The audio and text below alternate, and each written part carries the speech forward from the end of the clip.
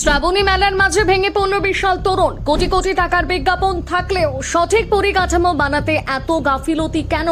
সামান্য ঝড়ে কেন বেরিয়ে পড়ল কঙ্কাল সার অবয়ব? তবে কি ফ্লেক্সের চটক স্রেফ কাজের ফাঁকি ঢাকার ফন্দি? কিন্তু এমন নড়বড়ে ঢালাই ব্যবস্থার পেছনে আসল দায়ী কারা? কোটি টাকার ফ্লেক্সের ছাওয়া সাজানো মেলার এমন পরিণতিতে উঠছে প্রশ্ন।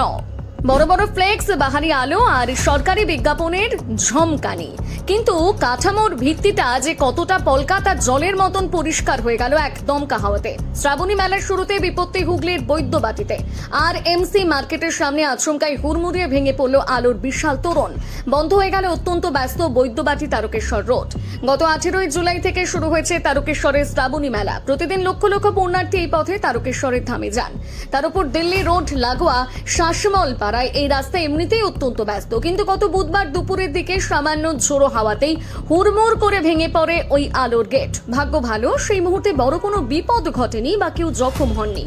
তবে প্রশাসনিক তৎপরতা দেখানোর আগে স্তব্ধ হয়ে যায় পুরো যান চলাচল। স্থানীয়দের অভিযোগ, এটির ব্যবস্থা নেওয়া অত্যন্ত গুরুতর, কারণ পুণ্যার্থীদের স্বাগত জানাতে তরুণ বানানোর নামে চলছে চরম তাড়াহুড়ো আর ফাঁকিবাজি। নিয়ম অনুযায়ী বাঁশ বা শাল বল্লা মাটির যতটা গভীরে পোতা উচিত তা নাকি করা হয়নি। নামমাত্র মাটি খুঁটি বসিয়ে দেওয়া হয়েছিল এই মস্ত বড় তোরণ। প্রশাসন অবশ্য জানিয়েছে কেন তোরণ ভাগলো তা তদন্ত করে দেখা হচ্ছে, কিন্তু প্রশ্ন থেকেই যাচ্ছে। কোটি কোটি টাকার বিজ্ঞাপনের নিরাপত্তা ও বন্দোবস্তের ঢালাও দাবি করা হলেও বাস্তবে কেন এমন তাসের ঘরের মতো ভেঙে পড়ছে পরিকাঠামো? পুণ্যার্থীদের সুরক্ষা কি কেবলই কাট আউটের বিজ্ঞাপনে সীমাবদ্ধ? তবে শুধু এই তরুণ ভেঙে পড়াই নয়, এর পাশাপাশি সোশ্যাল মিডিয়ায় বিভিন্ন ভিডিও চোখে পড়ছে, যেখানে মানুষ বিগত বছরগুলোর সাথে বর্তমান পরিস্থিতির তুলনা করে নিরাপত্তা অন্যান্য ব্যবস্থাতে চরম দুর্ভোগের দিক তুলে ধরেছে। যদিও তাতে কর্ণপাত বা দৃষ্টিপাত কোনো কিছুই করেনি বর্তমান রাজ্য সরকার।